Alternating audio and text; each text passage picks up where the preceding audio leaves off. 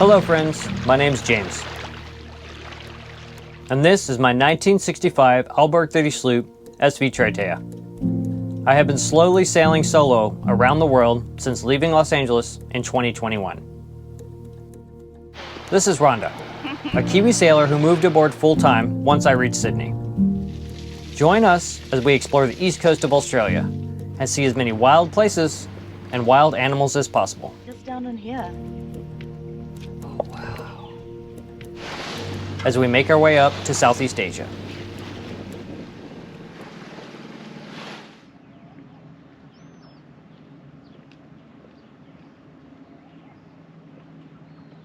Good morning from Cooktown and the Endeavour River. We sailed in here last night just before sunset and dropped the hook. I love history and the history of places that we visit. So this is another really special place for us to visit that I'm really stoked about. This is the spot where Captain Cook and his crew beached the Endeavour to try to save the ship after striking a reef in the Great Barrier Reef. So in 1770, they were sailing along the coast and all uncharted land. No one in the Western world knew about the existence of the Great Barrier Reef at that time. They were about to find out. And Cook spotted the Hope Islands through a spyglass as the sun was starting to set. So he's like, oh, it's okay, it's dangerous. Let's sail off into deeper water, get away from the coast for the night, and then we'll tack back and continue exploring in the morning. So they bear off, they shorten sail, bear off to sail off into deeper water, not knowing that they were already pinned in by the Great Barrier Reef. They almost hit Pickersgill, I think is the name of it, the reef, where they saw the water get really shallow and then it went back to deep water. So he thought that they were clear of it, that maybe it was just a shoal. They had a dude on the lead line, forward, sounding. They saw the water start to, the depth start to shallow. And then before the man on the bow could throw the lead line out again, they hit the reef full on with all sail up.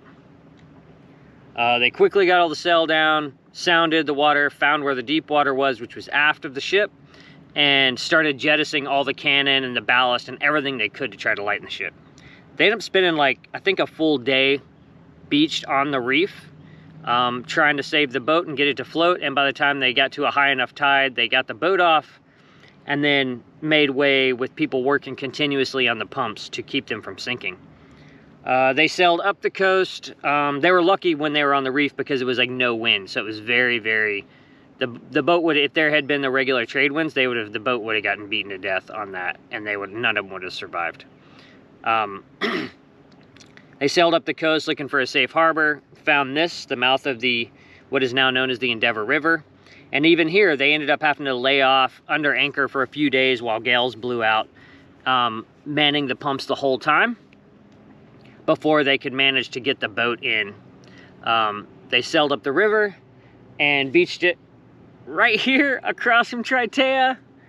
And once they got it beached and looked at the damage, they found that the only reason the Endeavour hadn't sunk was because a large piece of coral had actually plugged the hole that was made in the side of the boat by the strike.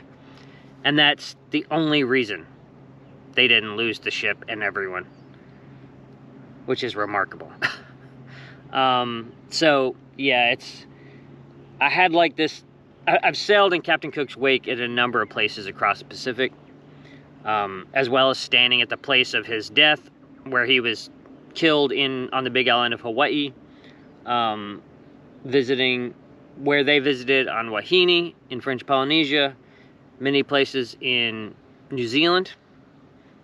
So this is another spot that's special for me to get to see and imagine them being here when it was much more wild, and just try to really appreciate and take in the history of everything that happened before I arrived.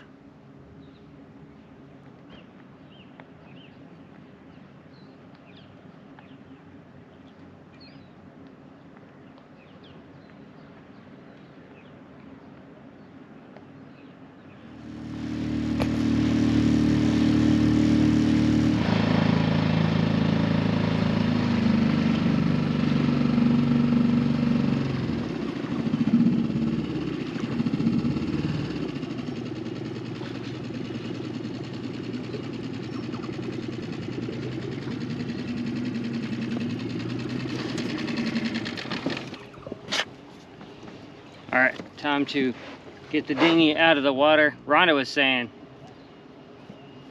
how messed up it is that they don't have a dinghy dock here. This is the boat ramp. We're just gonna try to pull the boat out with the wheels and put it up on the hard. Rhonda was saying like how messed up it is they don't have a dinghy dock here because there's like tons of crocodiles. A dude just got eaten like 2 weeks ago near to here because he fell in the river while fishing and got eaten.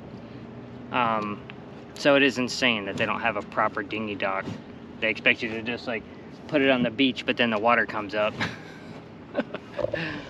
So James is gonna drag it out up this bumpy boat ramp.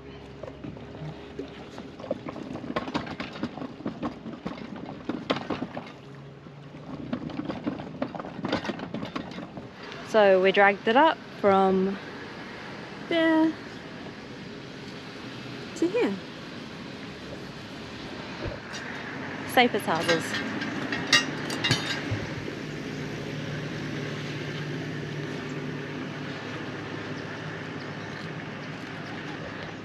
That old guy can look after it for us.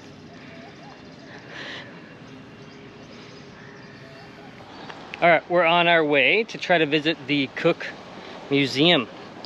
And we've just come across the man himself. Captain James Cook.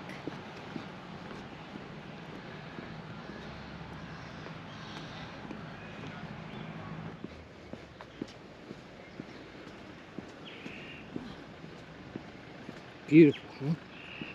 Beautiful building.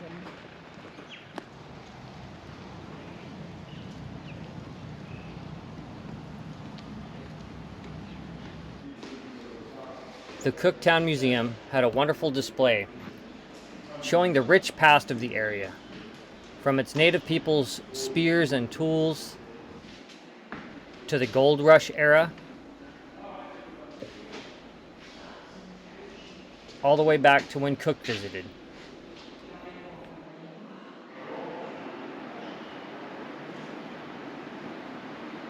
The highlight for me was the giant anchor from the Endeavour and the cannons. All were jettisoned to save the Endeavour when it was stuck on the reef. Wow. As part of ditching stuff to save weight. That's incredible. Watch the shore. Whoa.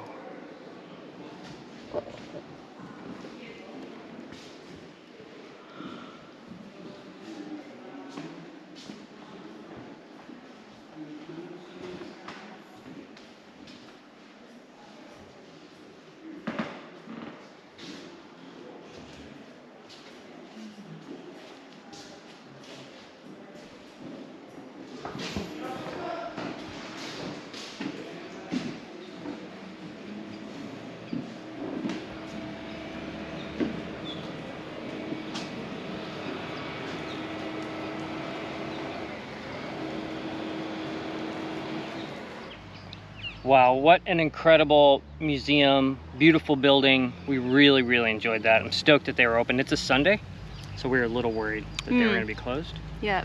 But yeah, what a fantastic spot.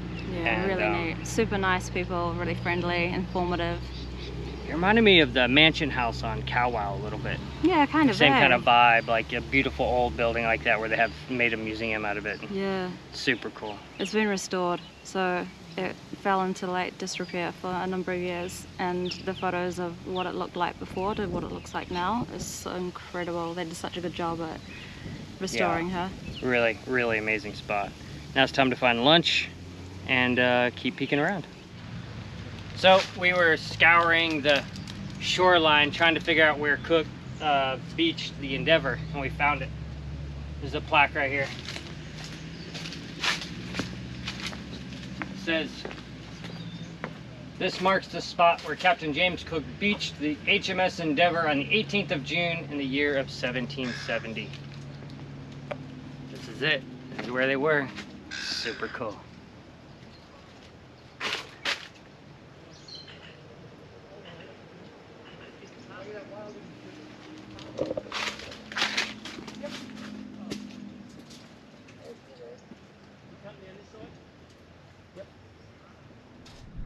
All right. We are back on Troitea.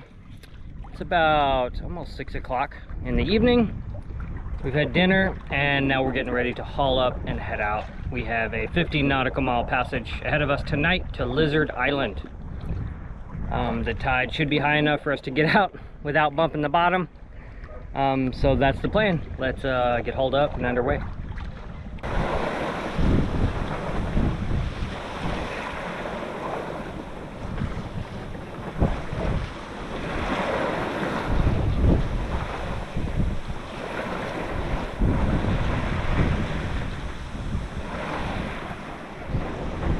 What are we about to do?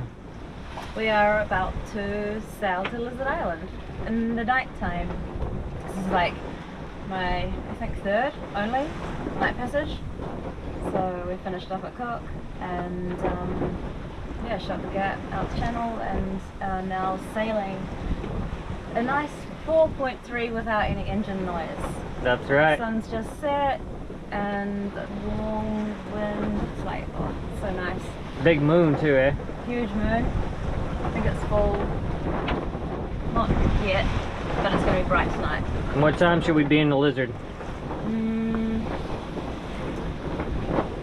Hopefully at sunrise, so not long after, depending on what the wind does overnight, I suppose. Yeah, which gives us really, will be just super nice as well, like arriving in the sunset. Oh, sunrise, sorry. Nice.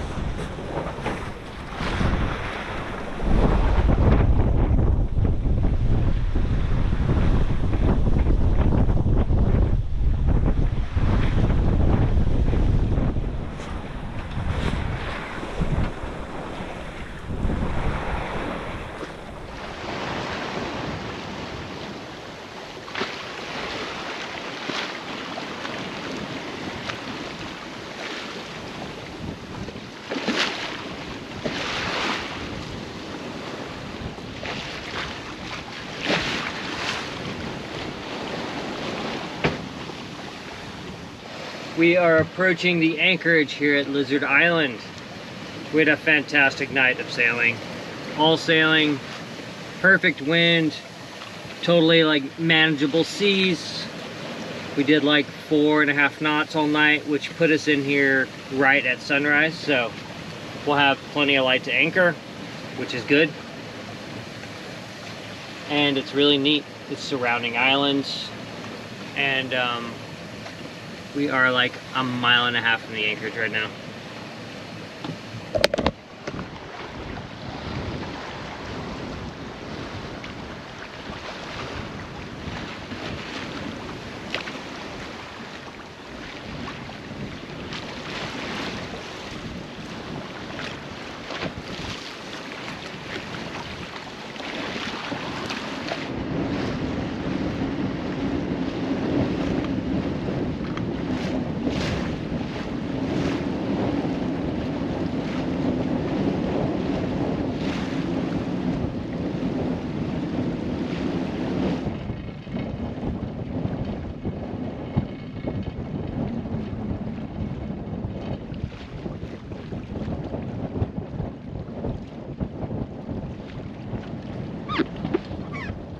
Ready? Yeah, 15-2.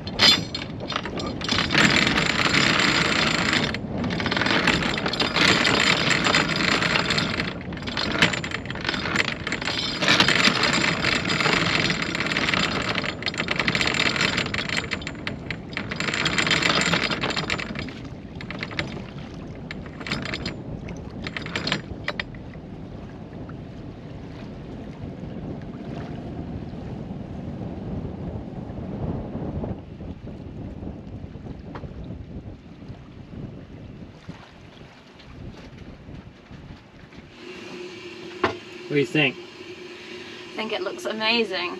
Can't wait to go explore. How was the night? Really good, actually. Kind of got quite a lot of sleep, I suppose, off and on. But yeah, pretty mellow seas. Yeah, it's just really mellow. No engine. Yeah, probably couldn't. If all of the night ocean sailing could be like that. Or yeah, it was awesome. It was Yeah, it was fantastic. Yeah. Got the hook dropped in guess 15 feet below the keel, so about 20 feet of water. It's so clear, the water's so clear. I could see the hook straight up, boom, land right below us, and the chain and everything. It is like remarkably clear, which will be fun. Safe for jumping off the boat. Yeah, exactly. Yay. Right. And there's a reef right here we can swim to. Yeah, like just on the doorstep. So nice. So now it's time to have coffee. And what, are you gonna make some cacao? I'm gonna make some cacao. And yeah, just relax.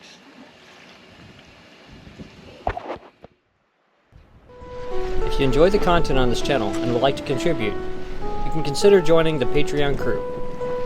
Thanks for watching. Fair winds until next time.